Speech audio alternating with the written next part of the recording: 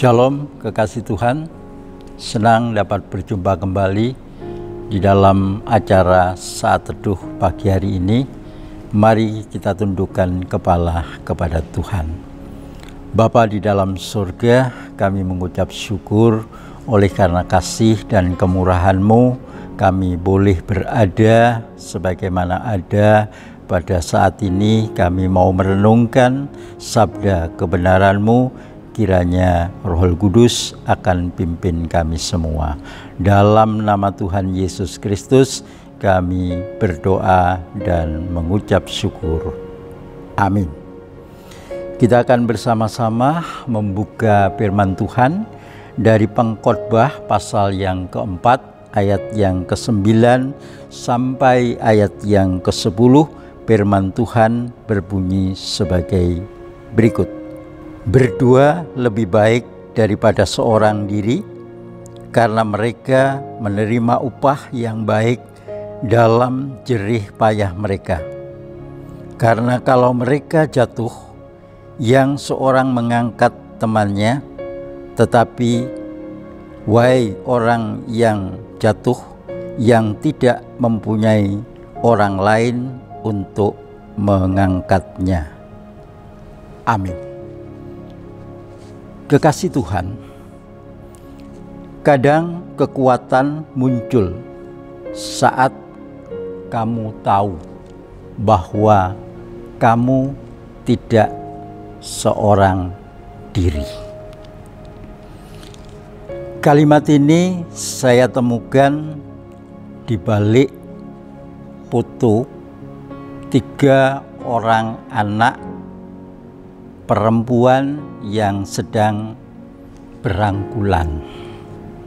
Ketiga anak perempuan ini bukan bersaudara, tetapi karena di dalam situasi dan keadaan yang sama, ketiga-tiganya sama-sama menderita sakit kanker. Namun ketiga anak perempuan ini satu dengan yang lain saling mendukung. Walaupun dalam keadaan yang sakit, 3 orang ini masih ada canda dan tawa satu dengan yang lain. Anak-anak kecil ini harusnya bisa bermain di luar bersama dengan teman-temannya yang banyak, tetapi mereka disibukkan dengan acara-acara di mana dia harus mengikuti kemoterapi. Kekasih Tuhan, manusia itu adalah makhluk sosial. Manusia tidak bisa hidup sendiri satu dengan yang lain.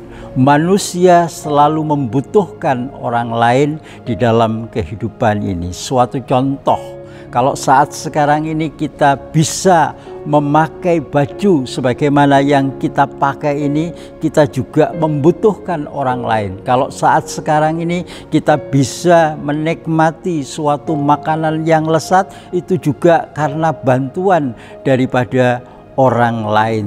Oleh karena itu, kekasih Tuhan, kita jangan menganggap bahwa kita ini bisa hidup secara sendiri.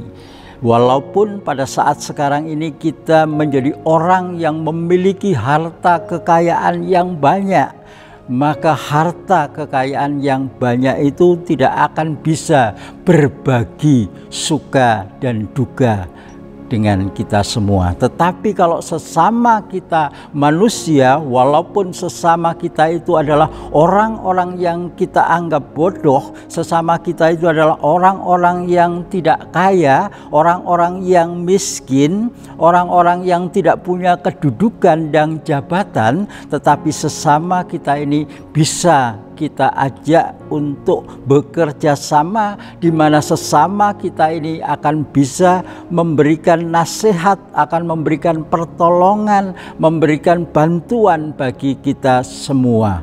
Oleh karena itu, saudara-saudara sekalian, kalau saat ini kita merasakan suatu beban yang berat di dalam kehidupan kita ini, kalau kita merasa kita ini punya sahabat, kalau kita ini merasa punya teman, mari kita berbagi dengan teman-teman yang dekat dengan kita tentang beban yang kita hadapi saat sekarang ini, supaya beban yang kita hadapi ini semakin ringan. Oleh karena itulah, melalui kebenaran firman Tuhan pada saat sekarang ini, kita diciptakan oleh Tuhan itu bukan untuk hidup seorang diri, tetapi kita diciptakan oleh Tuhan itu untuk bekerja sama dengan satu dengan yang lain. Dan pada saat kita bekerja sama dengan satu dengan yang lain, kita tidak boleh memilih-milih teman itu. Semuanya harus bisa kita ajak kerjasama yang baik di dalam kehidupan ini. Kiranya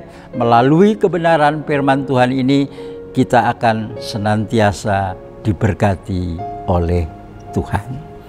Mari kita tutup dengan doa. Bapa yang Maha Kasih dan Maha Murah, kami percaya Engkau sungguh baik bagi kehidupan kami. Engkau senantiasa memelihara kehidupan kami, sehingga semakin hari kami semakin baik, semakin hari kami menyadari kedudukan kami sebagai makhluk sosial, di mana kami harus berhubungan, bekerja sama satu dengan yang lain dengan baik, sesuai dengan kebenaran firman Tuhan yang telah Engkau ajarkan bagi kami semua. Dalam nama Tuhan Yesus Kristus kami berdoa dan mengucap syukur. Amin.